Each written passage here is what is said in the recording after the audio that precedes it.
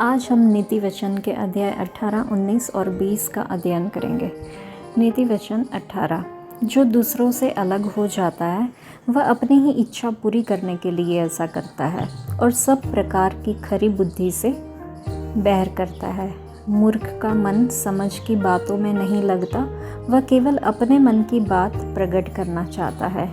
जहाँ दुष्टता आती वहाँ अपमान भी आता है और निरादर के साथ निंदा आती है। मनुष्य के मुंह के वचन गहरे जल होते हैं, बुद्धि का स्रोत बहती धारा के समान है। दुष्ट का पक्ष करना और धर्मी का हक मारना अच्छा नहीं है। बात बढ़ाने से मूर्ख मुकदमा खड़ा करता है और अपने को मार खाने के योग्य दिखाता है। मूर्ख का विनाश उसकी बातों से होता है और उसके वचन उसके प्राण के लिए फंदे होते हैं। कानाफूसी करने वाले के वचन स्वादिष्ट भोजन के समान लगते हैं, वे पेट में पच जाते हैं। जो काम में आलस करता है वह बिगाड़ने वाले का भाई ठहरता है। यहोवा का नाम दृढ़ गढ़ है, धर्मी उसमें भाग कर सब दुर्घटनाओं से बचता है। धनी का धन उसकी दृष्टि में शक्तिशाली नगर है और उसकी कल्पना ऊंची शहर बना के समान है। नाश होने से पहले मनुष्य के मन में घमंड और महिमा पाने से पहले नम्रता होती है। जो बिना बात सुने उत्तर देता है वह मूर्ख ठहरता है और उसका अनादर होता है। रोग में मनुष्य अपनी आत्मा से संभलता है, परंतु जब आत्मा हार जाती है तब इसे कौन सह सकता है। समझ वाले का मन ज्ञान प्राप्त करता है और बुद्धिमान ज्ञान की बात की खोज में रहते हैं। भेंट मनुष्य के लिए मार्ग खोल देती है और उसे बड़े लोगों के सामने पहुंचाती है। मुकदमे में जो पहले बोलता वही सच्चा जान पड़ता है, परंतु बाद में दूसरे पक्ष वाला आकर उसे जांच लेता है। चिट्ठी डालने से झगड़े बंद होते हैं और बलवंतों की लड़ाई का अंत होता है। चिढ़े हुए भाई को मनाना दृढ़ नगर के ले लेने से कठिन होता है और झगड़े राजभवन के बैंडों के समान है। मनुष्य का पेट मुंह की बातों के फल से भरता है और बोलने से जो कुछ प्राप्त होता है उससे वह तृप्त होता है। जीभ के वश में मृत्यु और जीवन दोनों होते हैं और जो उसे काम में लाना जानता है वह उसका फल भोगेगा। जिसने स्त्री ब्याह ली उसने उत्तम पदार्थ पाया और यहोवा का अनुग्रह उस पर हुआ है। निर्धन गिड़गिड़ा कर बोलता है, परंतु धनी कड़ा उत्तर देता है।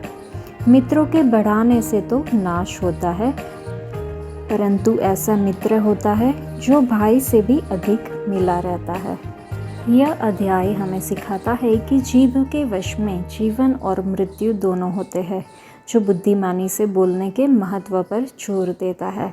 यह एक ऐसे मित्र के महत्व को भी रेखांकित करता है जो हर समय प्यार करता है और बोलने की अपेक्षा सुनने के महत्व को दर्शाता है। यीशु शब्दों की सामर्थ्य का उदाहरण देते हैं। उनका उपयोग चंगाई, प्रोत्साहन और उत्थान के लिए करते हैं। हमें अपने व्यवहार में इसका अनुकरण करने के लिए बुलाया जाता है। दूसरों से जीवन के वचन बोलना है। यहाँ पर हम बुद्धि और शब्दों की सामर्थ्य देख सकते हैं। 1 से 12 वचन में बुद्धि की सामर्थ्य दिखती है। बुद्धि जीवन और समृद्धि लाती है। बुद्धि हमें रिश्तों को बेहतर बनाने में मदद करती है। और 13 वचन से 24वें वचन तक शब्दों की सामर्थ्य दिखती है। शब्दों में उपचार या नुकसान पहुंचाने की सामर्थ्य होती है। बुद्धिमान शब्द जीवन और बुद्धि लाते हैं। हमारे दैनिक जीवन में रिश्ते बहुत महत्वपूर्ण है और इस नीति वचन में दी गई बुद्धि हमें सिखाती है कि वे कितने नाजुक और महत्वपूर्ण है। एक भाई को नाराज़ करना एक मजबूत शहर से ज़्यादा मुश्किल है और उनके विवाद एक महल की सलाखों की तरह है। यह हमें याद दिलाता है कि एक बार जब हम अपने किसी करीबी को नाराज़ कर देते हैं तो उस रिश्ते को सुधारना हमारी अपेक्षा से कहीं ज़्यादा मुश्किल हो सकता है। अपने रिश्तों की सावधानी से रक्षा करना ज़रूरी है। हमें अनावश्यक संघर्षों से बचना चाहिए, खासकर उन लोगों के साथ जिन्हें हम प्यार करते हैं। जब हम किसी को नाराज़ करते हैं तो उनके भरोसे और प्रेम के कारण चोट और गहरी हो जाती है। छोटी छोटी गलतफहमियां या अपराध बड़े संघर्षों में बदल सकते हैं, खासकर परिवार या करीबी दोस्तों के बीच। बाइबल में हम कैन और हाबिल, यूसुफ और उसके भाई और यहाँ तक कि पौलुस और बरनबास जैसे लोगों के उदाहरण में देखते हैं कि ईर्ष्या या असहमति से रिश्ते कितनी आसानी से टूट सकते हैं। इन अपराधों के परिणाम दूरगामी थे। यहाँ पर समझदारी स्पष्ट है। अपमान से बचने के लिए सावधान रहे, खासकर अपने सबसे करीबी लोगों के साथ। अगर आप किसी को नाराज़ करते हैं तो जल्दी से जल्दी सुलह करने की भी कोशिश करें। अगर आप नाराज़ हैं तो उसे जाने दें या इसे हल करने के लिए सही कदम उठाएं। चलिए हम यीशु मसीह के उदाहरण को याद करें, जो हमेशा माफ़ करने के लिए तैयार रहते हैं। अपने जीवन में हमें जल्दी से माफ़ करने, क्रोध करने में धीमे होने और अपने रिश्तों में शांति बनाए रखने के लिए लगन से काम करने का प्रयास करना चाहिए। बहुत से लोगों में अलगाव की जो प्रवृत्ति होती है उसे अधिक नहीं बढ़ाना चाहिए। ये सभी बुद्धिमानी भरे निर्णयों के विरुद्ध है। यह आत्मसंतुष्टि है जो एक व्यक्ति को दूसरों के विचारों और राय से अलग कर देती है। जब मूर्ख प्रश्न पूछता है तो यह दिखाने के लिए कि वह कितना चतुर है, न कि सीखने के लिए।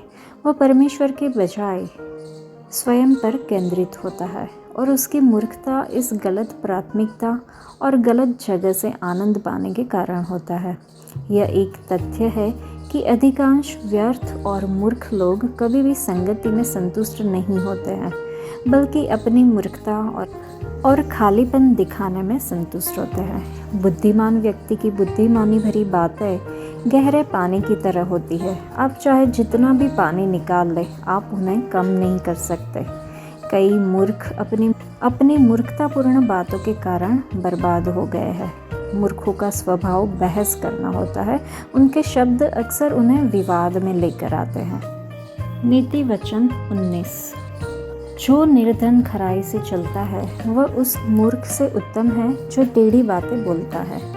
मनुष्य का ज्ञान रहित रहना अच्छा नहीं, और जो उतावली से दौड़ता है वह चूक जाता है। मूर्खता के कारण मनुष्य का मार्ग टेढ़ा होता है और वह मन ही मन यहोवा से चिढ़ने लगता है। धनी के तो बहुत मित्र हो जाते हैं, परंतु कंगाल के मित्र उससे अलग हो जाते हैं। झूठा साक्षी निर्दोष नहीं ठहरता, और जो झूठ बोला करता है वह न बचेगा। उदार मनुष्य को बहुत से लोग मना लेते हैं, और दानी पुरुष का मित्र सब कोई बनता है।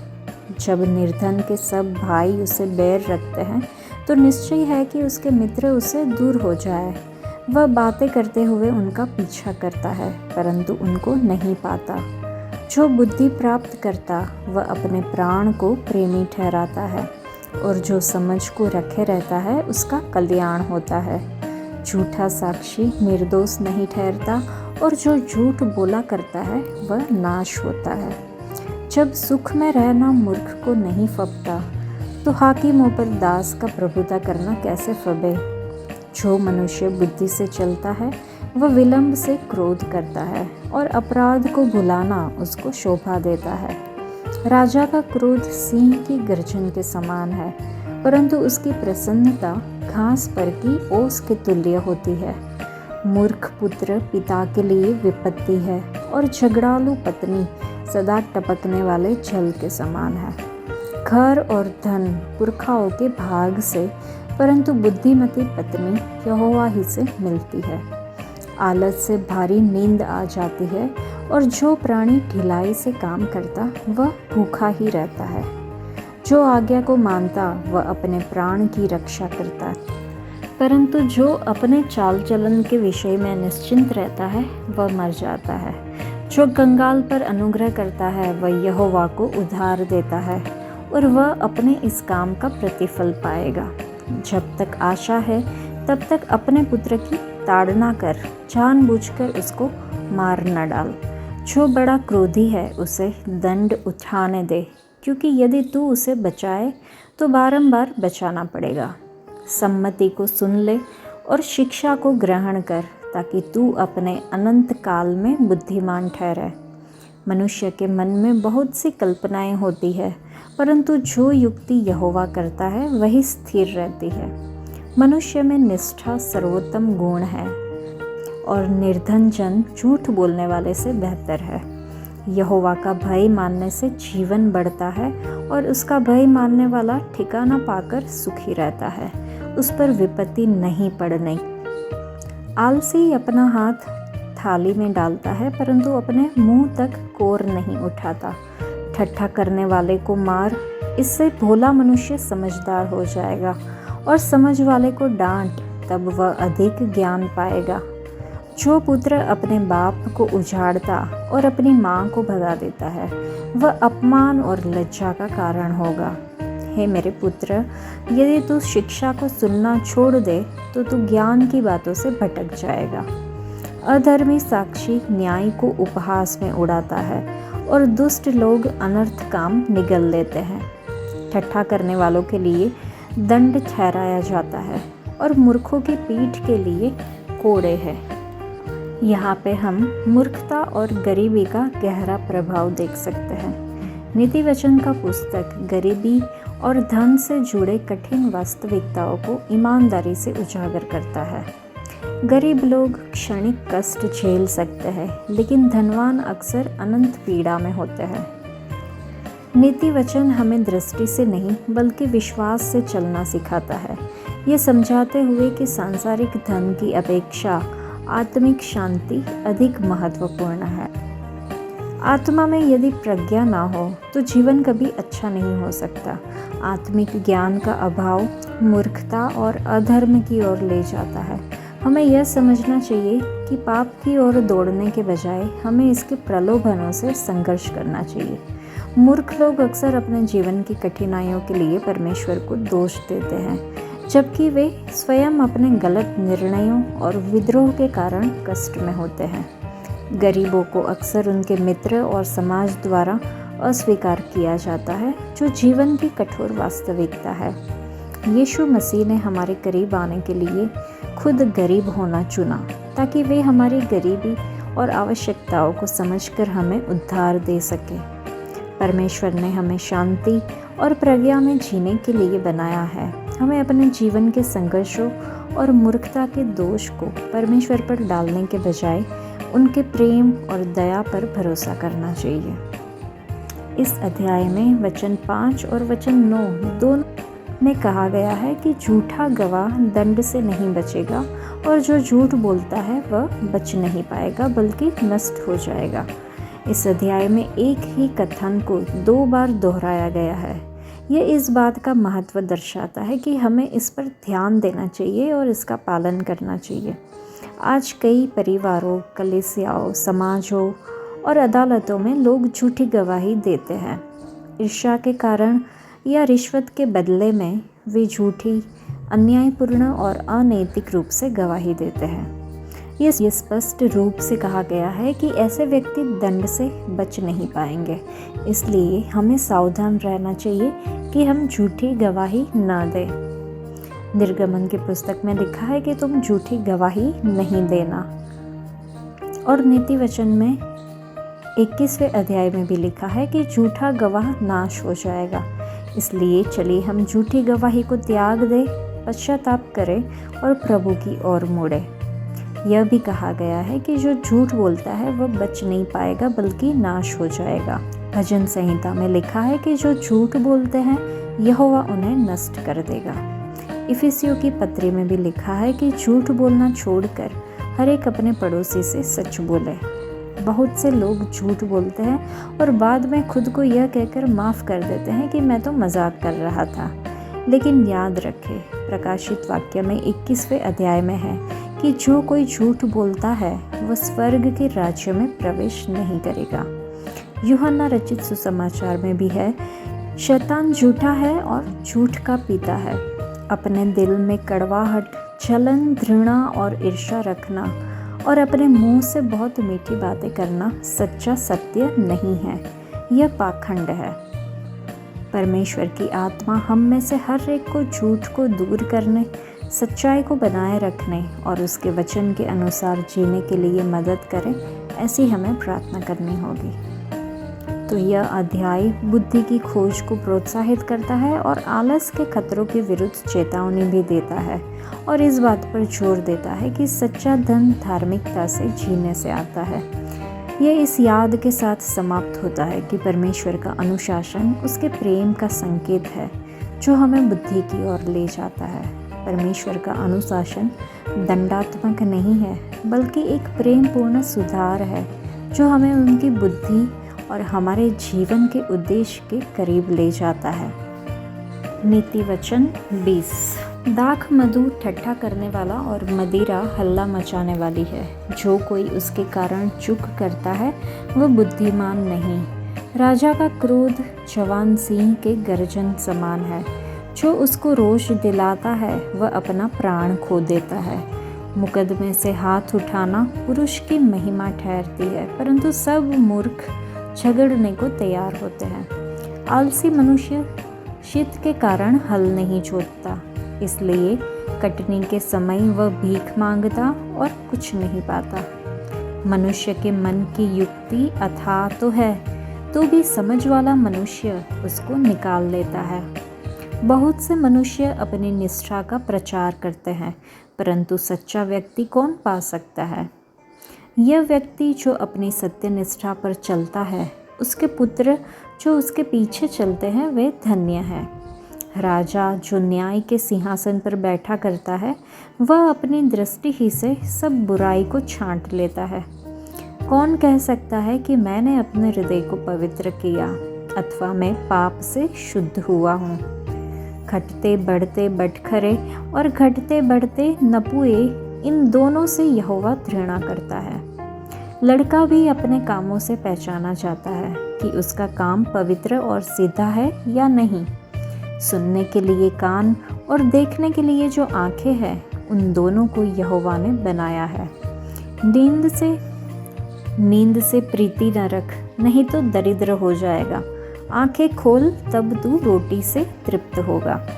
मोल लेने के समय ग्राहक अच्छी नहीं कहता है, परंतु चले जाने पर बढ़ाई करता है।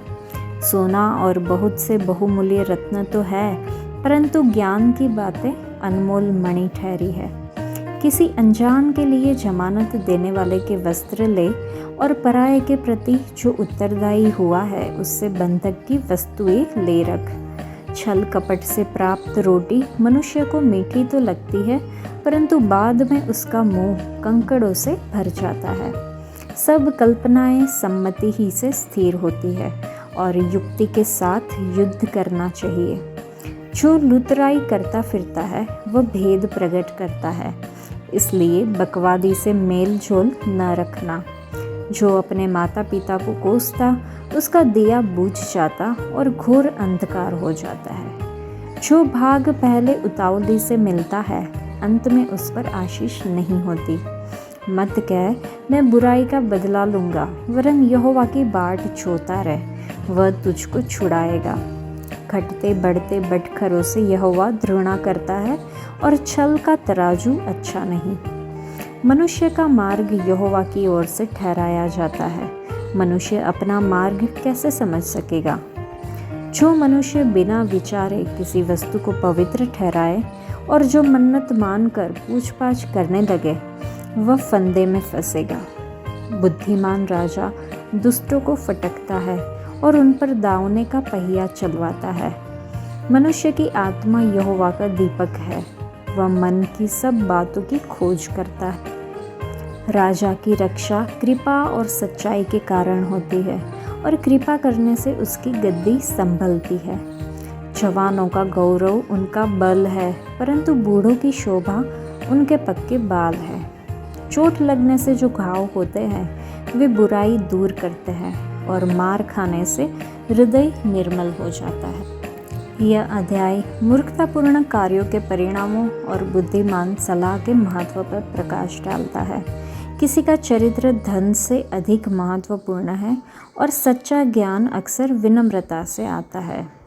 ये दाख मधु पीने के विरुद्ध चेतावनी देता है और अपने संसाधनों का ईमानदारी से प्रबंधन करने के लिए भी प्रोत्साहित करता है। हम मनुष्य को 3 भागों में बनाया गया है, आत्मा, प्राण और शरीर। हालांकि हम केवल अपने शरीर पर ध्यान केंद्रित करते हैं, उसका ख्याल रखते हैं, उसका पोषण करते हैं, उसे सजाते हैं और उसकी रक्षा करते हैं, लेकिन हम अपने भीतर की आत्मा और प्राण के बारे में ज्ञान या चिंता के बिना जीते हैं। जब हम मरते हैं तो हमारा शरीर नष्ट हो जाता है, लेकिन हमारी आत्मा और प्राण नहीं। यह आत्मा उस परमेश्वर के पास लौट जाती है जिसने इसे दिया है, जैसा कि सबोपदेशक की पुस्तक में लिखा है। और यह भी लिखा है कि कोई भी मनुष्य प्राण को न मिटने देने के लिए उस पर अधिकार नहीं रख सकता। इधर लिखा हुआ है कि मनुष्य की आत्मा यहोवा परमेश्वर का दीपक है। यह दीपक प्रकाश देता है, इसलिए परमेश्वर ने हम में से हर एक के भीतर जो दीपक रखा है उसे हमेशा प्रज्वलित रहना चाहिए। परमेश्वर द्वारा दिया गया दीपक हमारी आत्मा न केवल हमारे सांसारिक जीवन में जलती रहनी चाहिए, बल्कि मरते समय भी जलती रहनी चाहिए, जब यह उस परमेश्वर के पास वापस लौट जाती है जिसने इसे दिया था। तो क्या हम अपने मन में इस सत्य की जागरूकता के साथ जी रहे हैं? क्या हमारे दीपक जल रहे हैं? चलिए हम खुद की जांच करें।